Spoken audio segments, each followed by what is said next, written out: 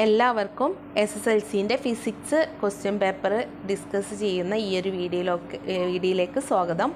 അപ്പോൾ ഇന്ന് ഞാൻ SSLC ഫിസിക്സ് എക്സാമുമായി ബന്ധപ്പെട്ടിട്ട് ഓരോ ചാപ്റ്റേഴ്സിൻ്റെയും മെയിൻ ഇമ്പോർട്ടൻറ്റ് ഭാഗങ്ങൾ നമുക്കൊന്ന് ഡിസ്കസ് ചെയ്യാം. അപ്പോൾ നേരെ നമുക്ക് വീഡിയോയിലേക്ക് പോവാം. വൈദ്യുത പ്രവാഹത്തിൻ്റെ ഫലങ്ങളാണ് ഫസ്റ്റ് ചാപ്റ്റർ അല്ലേ. ഇലക്ട്രിക് കറണ്ടാണ്. ഒരു ചാലകത്തിലൂടെ ഒരു സെക്കൻഡിൽ പ്രവഹിക്കുന്ന ചാർജുകളുടെ എണ്ണമാണ് ഇലക്ട്രിക് കറണ്ട് അല്ലേ. ഇലക്ട്രിക് കറണ്ടിൻ്റെ ആ ഫോർമുല അവിടെ തന്നിട്ടുണ്ട്. Unit CS or ampere A ആണ്. പിന്നെ ഇലക്ട്രിക് കറണ്ട് അളക്കാൻ ഉപയോഗിക്കുന്ന ഉപകരണമാണ് അമ്മീറ്റർ. അമ്മീറ്ററിൻ്റെ പ്രതീകം അതാണ് അല്ലേ. A റൗണ്ടിലിട്ടിട്ട് അമ്മീറ്ററാണ് ഇത് ഇവിടെ ചിത്രത്തിൽ കൊടുത്തിട്ടുള്ളത്. സർക്യൂട്ടിൽ ശ്രേണി രീതിയിലാണ് അമ്മീറ്റർ ഘടിപ്പിക്കേണ്ടത്. ഇനി പൊട്ടൻഷ്യൽ വ്യത്യാസം V എന്ന് പറഞ്ഞാൽ എന്താ? ഒരു കൂളോം ചാർജ് ഒരു ബിന്ദുവിൽ നിന്ന് മറ്റൊരു ബിന്ദുവിലേക്ക് ചലിപ്പിക്കാൻ ചെയ്യേണ്ട പ്രവൃത്തി ഒരു ജൂൾ ആണെങ്കിൽ ആ ബിന്ദുക്കൾക്കിടയിലുള്ള പൊട്ടൻഷ്യൽ വ്യത്യാസം 1 വോൾട്ട് ആയിരിക്കും. പൊട്ടൻഷ്യൽ വ്യത്യാസത്തിൻ്റെ യൂണിറ്റ് വോൾട്ടാണ്. പൊട്ടൻഷ്യൽ വ്യത്യാസം അളക്കാൻ ഉപയോഗിക്കുന്ന ഉപകരണമാണ് വോൾട്ട് മീറ്റർ. വോൾട്ട് മീറ്ററിൻ്റെ പ്രതീകമാണ് അല്ലേ V ആണ്.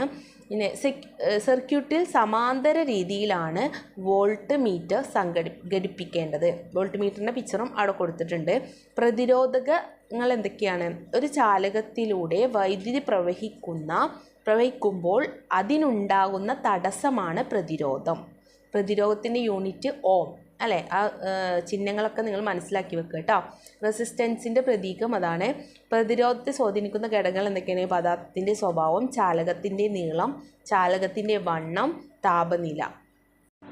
പ്രതിരോധങ്ങളുടെ ക്രമീകരണം സർക്യൂട്ടുകളിൽ ശ്രേണി രീതിയിലുള്ളതാണ്. സർക്യൂട്ടിൽ പ്രതിരോധങ്ങളെ ഒന്നിനോടൊന്ന് തുടർച്ചയായി ബന്ധിപ്പിച്ച് സർക്യൂട്ട് ഒറ്റ പാതയിലൂടെ പൂർത്തിയാക്കുന്നു. ഇതാണ് ശ്രേണി രീതി. കണ്ടോ? ശ്രേണി രീതിയിൽ ബന്ധിപ്പിക്കുമ്പോൾ സർക്യൂട്ടിലെ ആകെ പൊട്ടൻഷ്യൽ വ്യത്യാസം പ്രതിരോധകങ്ങൾക്കിടയിൽ വിഭജിക്കുന്നു. V=V1 + V2. എന്നാൽ എല്ലാ പ്രതിരോധകങ്ങളിലും കറണ്ട് തുല്യമായിരിക്കും. ശ്രേണി രീതിയിൽ ഓരോ പ്രതിരോധകത്തിലും കറണ്ട് തുല്യമായിരിക്കും, വോൾട്ട് വ്യത്യസ്തമായിരിക്കും. ഉയർന്ന പ്രതിരോധമുള്ള പ്രതിരോധങ്ങളുടെ അഗ്രങ്ങളിൽ വോൾട്ടത കൂടുതലായിരിക്കും. ഉദാഹരണം, ചിത്രത്തിലെ R2വിന് പ്രതിരോധം കൂടുതലായതിനാൽ R2വിൻ്റെ അംഗങ്ങൾക്കിടയിലുള്ള പൊട്ടൻഷ്യൽ വ്യത്യാസവും കൂടുതലായിരിക്കും. മുകളിൽ തന്നതനുസരിച്ച് V=V1 + V2 IR1 + IR1. ഓം നിയമം അനുസരിച്ച് V=IR V1 IR1 V2 IR2.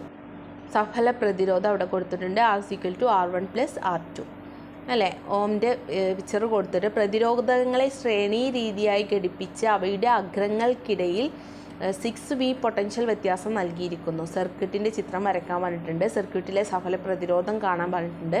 സർക്യൂട്ടിലെ കറണ്ട് എത്ര? ഇങ്ങനെയുള്ള ചോദ്യങ്ങളൊക്കെ നിങ്ങൾക്ക് പ്രതീക്ഷിക്കാം കേട്ടോ. സമാന്തര രീതിയാണ്. പ്രതിരോധകങ്ങളെ സമാന്തരമായി ഘടിപ്പിച്ചാൽ കറണ്ട് ഓരോ ശാഖ വഴികളുമായി ഭജിച്ച് സർക്യൂട്ട് പൂർത്തിയാക്കാനാണ് അല്ലേ. അവിടെ സർക്യൂട്ട് പൂർത്തിയാക്കാൻ വന്നിട്ട് സർക്യൂട്ടിലെ ആകെ കറണ്ട് ശാഖാ സർക്യൂട്ടിലെ കറണ്ടുകളുടെ തുകയ്ക്ക് തുല്യമായിരിക്കും. അപ്പം I=I1 + I2 അല്ലേ. എന്നാൽ ഓരോ പ്രതിരോധകത്തിനും ലഭിക്കുന്ന പൊട്ടൻഷ്യൽ വ്യത്യാസം V തുല്യമായിരിക്കും. സമാന്തര രീതിയിൽ ഓരോ പ്രതിരോധത്തിലും കറണ്ട് വ്യത്യസ്തമായിരിക്കും, പൊട്ടൻഷ്യൽ വ്യത്യാസം തുല്യമാകും. മുകളിൽ തന്നതനുസരിച്ചിട്ട് ഓം നിയമം അനുസരിച്ചിട്ടാണെങ്കിൽ ഇങ്ങനെയാണ്. അപ്പോൾ ഇതൊക്കെ പഠിച്ചു വെക്കണം കേട്ടോ. അപ്പോൾ ഇമ്പോർട്ടൻ്റ് ആയിട്ടുള്ള ഭാഗങ്ങളിൽ പെട്ടതാണ് ഇതെല്ലാം. നന്നായിട്ട് നിങ്ങൾ പഠിച്ചിട്ടുണ്ടായിരിക്കും. എന്നാലും നന്നായിട്ട് മനസ്സിലാക്കി വെക്കുക. അടുത്തത് നോക്കാം നമുക്ക്. ഇവിടെ പ്രതിരോധകങ്ങൾ ശ്രേണി രീതിയിലും സമാന്തര രീതിയിലും താരതമ്യ പഠനമാണ്. ശ്രേണി രീതിയിൽ സഫല പ്രതിരോധം കൂടുന്നു, സഫല പ്രതിരോധം കുറയുന്നു. പിന്നെ ഓരോ പ്രതിരോധത്തിലൂടെ ഒഴുകുന്ന കറണ്ട് തുല്യമായിരിക്കും ശ്രേണി രീതിയിൽ. സമാന്തര രീതിയിൽ എന്തായിരിക്കും? വ്യത്യസ്തമായിരിക്കും. പിന്നെ ഓരോ പ്രതിരോധത്തിലും ലഭിക്കുന്ന പൊട്ടൻഷ്യൽ വ്യത്യാസം തുല്യമായിരിക്കില്ല. ശ്രേണി രീതിയിൽ അത് തുല്യമായിരിക്കില്ല, സമാന്തര രീതിയിൽ അത് തുല്യമായിരിക്കും. പിന്നെ ഓരോ പ്രതിരോധകത്തിൻ്റെയും ഓരോ സ്വിച്ച് ഉപയോഗിച്ച് നിയന്ത്രിക്കാൻ കഴിയില്ല. എന്നാൽ അത് സമാന്തര രീതിയിലാണെങ്കിൽ നിയന്ത്രിക്കാൻ കഴിയും. ഊർജ്ജ സംരക്ഷണ നിയമം എന്ന് പറഞ്ഞാൽ എന്താ? ഊർജ്ജം നിർമ്മിക്കാനോ നശിപ്പിക്കാനോ സാധ്യമല്ല. എന്നാൽ ഊർജ്ജം ഒരു രൂപത്തിൽ നിന്ന് മറ്റൊരു രൂപത്തിലേക്ക് മാറ്റാൻ സാധിക്കും അല്ലേ. അതാണ് ഊർജ്ജ സംരക്ഷണ നിയമം. അപ്പോൾ അതൊക്കെ മനസ്സിലാക്കി വെക്കുക കേട്ടോ.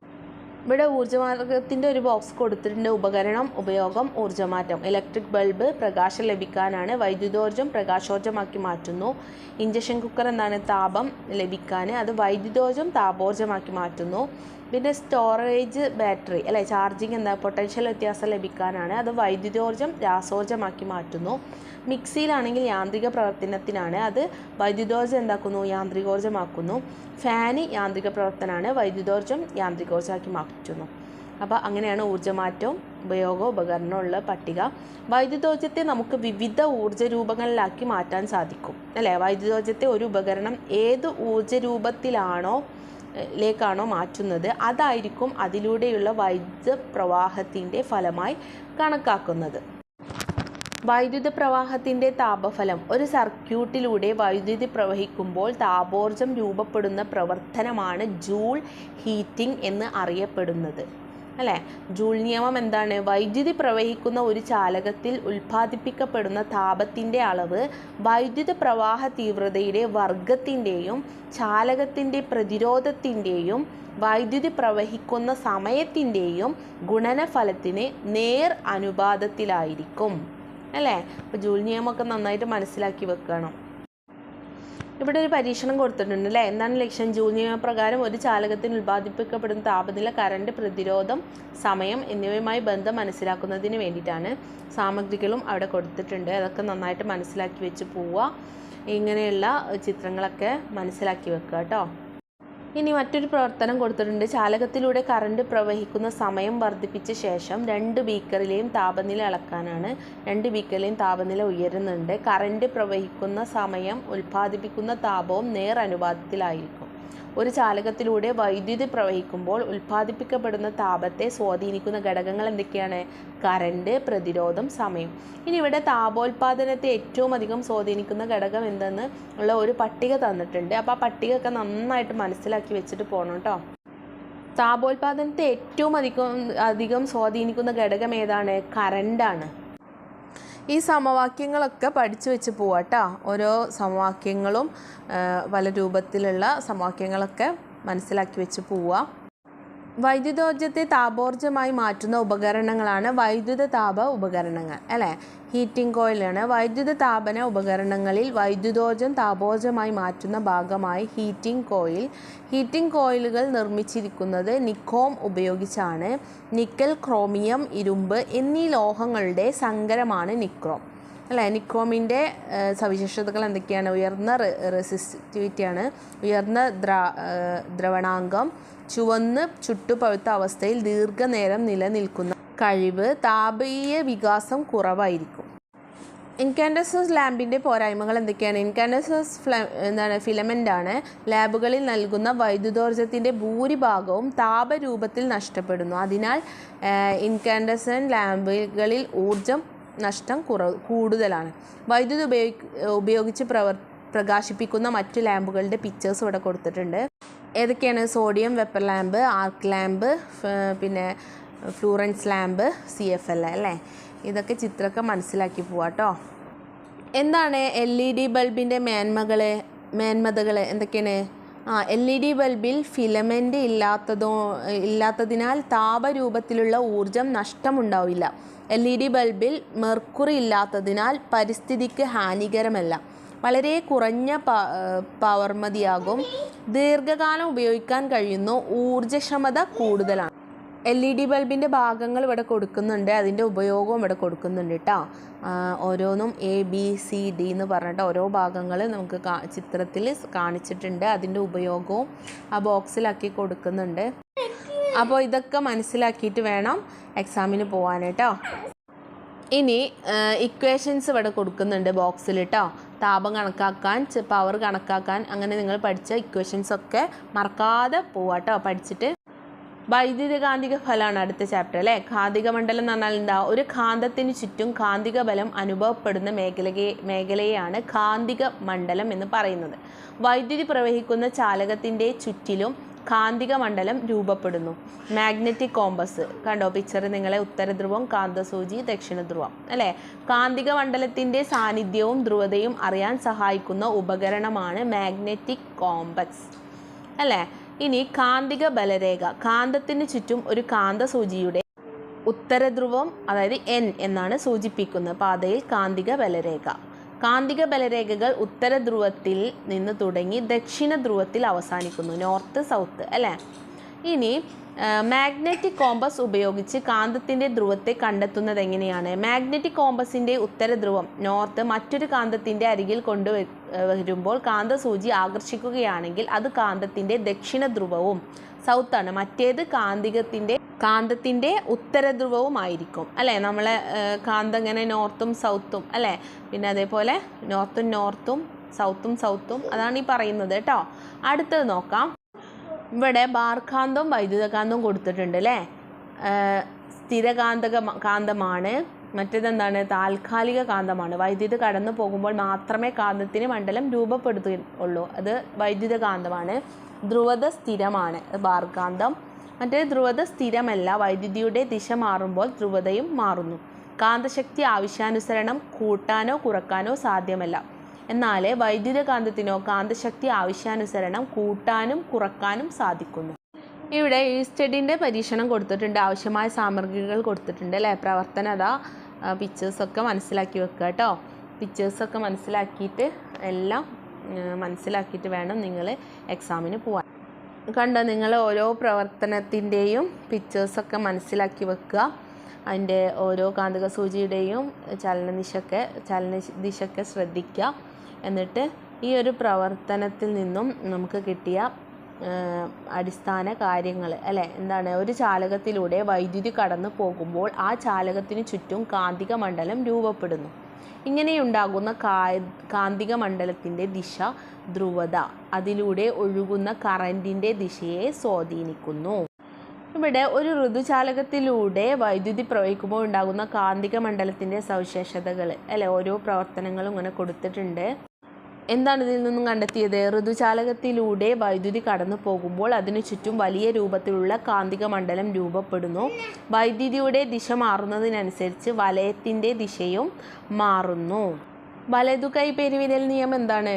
തള്ളവിരൽ വൈദ്യുത പ്രവാഹത്തിൻ്റെ വരത്തക്ക രീതിയിൽ ചാലകത്തെ വലതു കൈകൊണ്ട് പിടിക്കുന്നതായി സങ്കല്പിച്ചാൽ ചാലകത്തെ ചുറ്റിപ്പിടിച്ച മറ്റു വിരലുകൾ കായിക മണ്ഡലത്തിൻ്റെ ദിശയിലായിരിക്കും അല്ലേ. അവിടെ കണ്ടോ ദിശകളൊക്കെ അടയാളപ്പെടുത്തിയിട്ടുള്ളത്? ഇതാണ് വലതുകൈ പെരുവിരൽ നിയമം. വലംപിരി സ്ക്രൂ നിയമം. ഒരു വലംപിരി സ്ക്രൂ തിരിച്ചു മുറുക്കുമ്പോൾ സ്ക്രൂ നീങ്ങുന്ന ദിശയിൽ വൈദ്യുത പ്രവാഹ ദിശയായി പരിഗണിച്ചാൽ സ്ക്രൂ തിരിയുന്ന ദിശ കാന്തിക മണ്ഡലത്തിൻ്റെ ദിശയെ സൂചിപ്പിക്കുന്നു.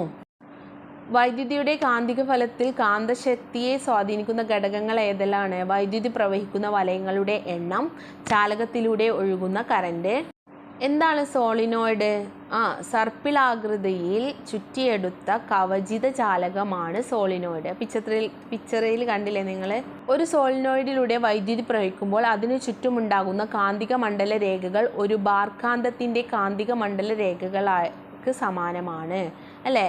പിന്നെ അടുത്തത്, സോളിനോയിഡിലൂടെ വൈദ്യുതി പ്രവഹിക്കുമ്പോൾ അതിന് ചുറ്റുമുണ്ടാകുന്ന കാന്തിക മണ്ഡലത്തിൻ്റെ ധ്രുവത എങ്ങനെ കണ്ടെത്താം എന്നാണ് ചോദിച്ചിട്ടുള്ളത്. ചിത്രം കണ്ടില്ലേ നിങ്ങൾ? അത് ചിത്രത്തിൽ നോക്കിയിട്ട് അത് നിങ്ങൾക്ക് മനസ്സിലാക്കാൻ കഴിയും. നിങ്ങൾ പഠിച്ചതായിരിക്കും, ഇമ്പോർട്ടൻ്റ് ഉള്ള ഭാഗങ്ങളാണ് കേട്ടോ. ഇവിടെ വൈദ്യുതിയുടെ കാന്തിക ഫലത്തിൻ്റെ ഉപയോഗം അല്ലേ, വൈദ്യുതിയുടെ കാന്തിക ഫലം ഉപയോഗിക്കുന്ന ഉപകരണങ്ങൾ പിക്ചർ ഇവിടെ കൊടുത്തിട്ടുണ്ട്. ചാലകത്തിൻ്റെ ചലനദിശയെ സ്വാധീനിക്കുന്ന ഘടകങ്ങൾ എന്തൊക്കെയാണ്? ചാലകത്തിലൂടെ പ്രവഹിക്കുന്ന കറൻറ്റിൻ്റെ ദിശ, കാന്തിക മണ്ഡലത്തിൻ്റെ ദിശ. മോട്ടോർ തത്വം അനുസരിച്ച് ചാലകത്തിനുണ്ടാകുന്ന ബലത്തിൻ്റെ ദിശ കണ്ടെത്താൻ സഹായിക്കുന്ന നിയമമാണ് ഫ്ലെമിങ്ങിൻ്റെ ഇടതുകൈ നിയമം അല്ലേ. എന്താണ് നിയമം? ഇടതു കൈയുടെ തള്ളവിരൽ, ചൂണ്ടുവിരൽ, നടുവിരൽ എന്നിവ പരസ്പരം ലംബമായി പിടിക്കുക. ചൂണ്ടുവിരൽ കാന്തിക മണ്ഡലത്തിൻ്റെ ദിശയിലും നടുവിരൽ വൈദ്യുതി പ്രവാഹ ദിശയിലുമായാൽ തള്ളവിരൽ സൂചിപ്പിക്കുന്നത് ചാലകത്തിൻ്റെ ചലന ദിശയായിരിക്കും. അടുത്ത ചാപ്റ്റർ എന്താണ്? വൈദ്യുത കാന്തിക പ്രേരണം അല്ലേ. കാന്തിക ശക്തി ഉപയോഗിച്ച് വൈദ്യുതി നിർമ്മിക്കാൻ കഴിയുമോ എന്നറിയാൻ മൈക്കൽ ഫാരഡെ നടത്തിയ പരീക്ഷണമാണ് താഴെ കൊടുത്തിട്ടുള്ളത്. എന്തൊക്കെയാണ് പരീക്ഷണ സാമഗ്രികൾ കൊടുത്തിട്ടുണ്ട്. ഇവിടെ പരീക്ഷണം നടത്തിയതിൻ്റെ ഒരു ബോക്സ്, ഒരു പട്ടിക നമുക്കിവിടെ തരുന്നുണ്ട്. അതനുസരിച്ച് അത് വായിച്ച് നോക്കുക നിങ്ങൾ. ഓരോ പ്രവർത്തനത്തിലൂടെയും എന്തെല്ലാമാണ് കണ്ടെത്തിയത് അല്ലേ? എന്നിട്ട് അതിൽ നിന്നും ഒരു നിഗമനത്തിൽ എത്തിച്ചേർന്നിട്ടുണ്ട്. നിങ്ങൾക്കറിയായിരിക്കും. അപ്പോൾ ഇതൊക്കെ നല്ല പരീക്ഷണങ്ങളൊക്കെ മനസ്സിലാക്കി വെച്ച് പോവുക. പ്രവർത്തനം എന്താ നോക്കുക, എങ്ങനെ സൂചി ചലിക്കുന്നുണ്ടോ ഇല്ലയെന്ന് നോക്കുക, പിന്നെ അതിനുള്ള കാരണം. അങ്ങനെ നമ്മളൊരു നിഗമനത്തിലെത്തി അല്ലേ? എന്താണ് ആ നിഗമനം? സോളിനോയിഡുമായി ബന്ധപ്പെട്ട കാന്തിക ഫ്ലക്സിൽ മാറ്റം വരുമ്പോൾ മാത്രമാണ് സർക്യൂട്ടിൽ വൈദ്യുതി ഉണ്ടാകുന്നത് അല്ലേ? എങ്ങനെ ഉണ്ടാകുന്ന വൈദ്യുതിയെ പ്രേരിത വൈദ്യുതി എന്നും വോൾട്ടതയെ പ്രേരിത എന്നും പറയുന്നു. വൈദ്യുത കാന്തിക പ്രേരണം എന്താണെന്ന് കൊടുത്തിട്ടുണ്ട്. ഒരു ചാലകവുമായി ബന്ധപ്പെട്ട കാന്തിക ഫ്ലക്സിൽ മാറ്റമുണ്ടാകുന്നതിൻ്റെ ഫലമായി ചാലകത്തിന് ഒരു പ്രേരണം ചെയ്യപ്പെടുന്ന പ്രതിഭാസമാണ് വൈദ്യുത കാന്തിക പ്രേരണം അല്ലേ? പ്രേരിത ചെമ്പിനെ സ്വാധീനിക്കുന്ന ഘടകങ്ങൾ എന്താണ്? ചുറ്റുകളുടെ എണ്ണം വർദ്ധിക്കുമ്പോൾ പ്രേരിതവും വർദ്ധിക്കുന്നു. കാന്തിക ശക്തി കൂടുന്നതനുസരിച്ച് പ്രേരിതവും കൂടുന്നു. കാന്തത്തിൻ്റെ സോളിനോയിഡിൻ്റെ ചലന വേഗത എന്താണ്? ചലനവേഗത വർദ്ധിപ്പിക്കുമ്പോൾ പ്രേരിത വർദ്ധിക്കുന്നു. ഇനി ഇവിടെ ഫ്ലെമിങ്ങിൻ്റെ വലതുകൈ നിയമം കാണിച്ചിട്ടുണ്ട്, ചിത്രം കൊടുത്തിട്ടുണ്ട്, നന്നായിട്ട് മനസ്സിലാക്കുക. വൈദ്യുത കാന്തിക പ്രേരണത്തിൻ്റെ ഫലമായി ഉണ്ടാകുന്ന വൈദ്യുത പ്രവാഹത്തിൻ്റെ ദിശ ഏതെല്ലാം ഘടകങ്ങളെ ആശ്രയിച്ചിരിക്കുന്നു? കാന്തിക മണ്ഡലത്തിൻ്റെ ദിശയെ, പിന്നെന്താണ്? ചാലകത്തിൻ്റെ ചലന ദിശയെ. ആൾട്ടർനേറ്റിംഗ് കറണ്ട് അല്ലേ? പ്രത്യാവർത്തിത വൈദ്യുതി അല്ലേ കൊടുത്തിട്ടുണ്ട്. ക്രമമായ ഇടവേളകളിൽ തുടർച്ചയായി ദിശ മാറിക്കൊണ്ടിരിക്കുന്ന വൈദ്യുതിയാണ് പ്രത്യാവർത്തന വൈദ്യുതി. നേർധാര വൈദ്യുതി എന്താണ്? തുടർച്ചയായ ഒരേ ദിശയിൽ പ്രവഹിക്കുന്ന വൈദ്യുതിയാണ് നേർധാര വൈദ്യുതി അല്ലേ? അതിൻ്റെ പിക്ചേഴ്സൊക്കെ മനസ്സിലാക്കുക. ജനറേറ്ററുകളുണ്ട്. വൈദ്യുത കാന്തിക പ്രേരണം പ്രയോജനപ്പെടുത്തി യാന്ത്രികോർജ്ജത്തെ വൈദ്യുതോർജ്ജമാക്കി മാറ്റുന്ന ഉപകരണമാണ് ജനറേറ്റർ. ഇവിടെ AC ജനറേറ്റർ എന്ന് പറഞ്ഞിട്ട് പിക്ചേഴ്സും അതിൻ്റെ പ്രവർത്തന തത്വവും ഊർജ്ജമാറ്റവും ഒക്കെ ഇവിടെ കൊടുത്തിട്ടുണ്ട്. എല്ലാവരും നന്നായിട്ട് വായിച്ച് മനസ്സിലാക്കിയിട്ട് എക്സാമിന് പോവുക. അപ്പോൾ SSLC ആണ്. നന്നായിട്ട് ഇപ്പോൾ തന്നെ എല്ലാ ഭാഗങ്ങളും തറോ ആക്കിയിട്ട് മനസ്സിലാക്കി പഠിക്കുക കേട്ടോ. അപ്പോൾ നിങ്ങൾക്ക് ഈസി ആയിട്ട് എക്സാമൊക്കെ അറ്റൻഡ് ചെയ്യാൻ കഴിയും. എല്ലാവർക്കും എല്ലാ മാർക്കും സ്കോർ ചെയ്യാൻ കഴിയട്ടെ. വീഡിയോ ഇഷ്ടപ്പെട്ടാൽ ലൈക്കും ഷെയറും കമൻറ്റും സബ്സ്ക്രൈബും ചെയ്യാൻ മറക്കരുത്. All the best. എല്ലാവിധ വിജയാശംസകളും.